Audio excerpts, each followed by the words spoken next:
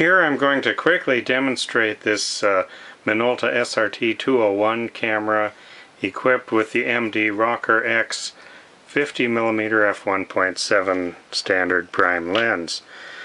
This camera is exactly the same setup that I learned photography on in 1979 with the first SLR I worked with. So I know this model quite well. This lens is exactly the same as well. So let's just start stepping down through the shutter speeds here, and we'll start at 1/1000th of a second, 1/500th, 1/250th, 1/125th, 1/60th, 1/30th, 1/15th, 1/8th, 1/4th, 1/2, 1 full second, and the bulb setting, where the lens stays stopped down and the shutter stays open and the mirror stays up as long as I hold the button down. And let's do one more time at 1 full second and just watch how quickly the lens stops down. So we've got very quick blades, and let's take the lens off and just look at that a little bit. Focus feels quite nice, smooth.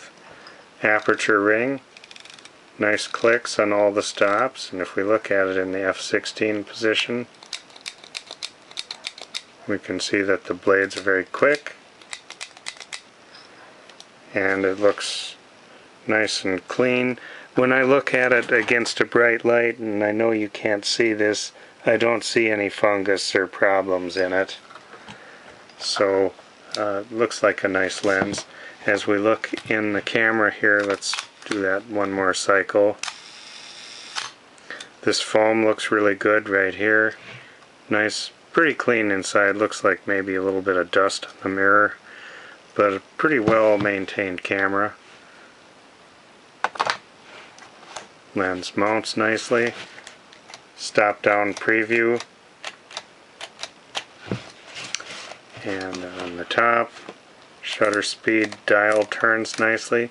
You set the ASA value by lifting this up and rotating that to get the value that you want. Right there, it's set for 400. And the back has a little film holder. You can put the end of the box of film in there to remind you what you've got in there if you want to do that. I don't think I ever did. If we open up the back and look at this, we see the crank is in good condition. And we can see that the shutter curtains are cloth. They look to be in pretty good condition. Film transport looks good over here. The pressure plate looks good. I feel the edges here of the back door. I feel and see a little bit of light seal residue there. It's probably not to the point where there's a problem with how it's going to function, but there's been a little bit of breakdown of the light seal material, and at some point that should be replaced, but I would think the camera would work just fine as it is. Back closes nicely. So this is a great example of a fully mechanical 35mm camera. If you were thinking of some of the other similar models, the SRT201 is the predecessor to this, and most of those have a mirror lockup control. I've never wanted that in my life, so that doesn't matter. But the 201 adds a hot shoe for your flash, which is a nice thing to have. So you don't need any cords. You can put a cord to it if you want to. There's a place to connect it, but you don't need that.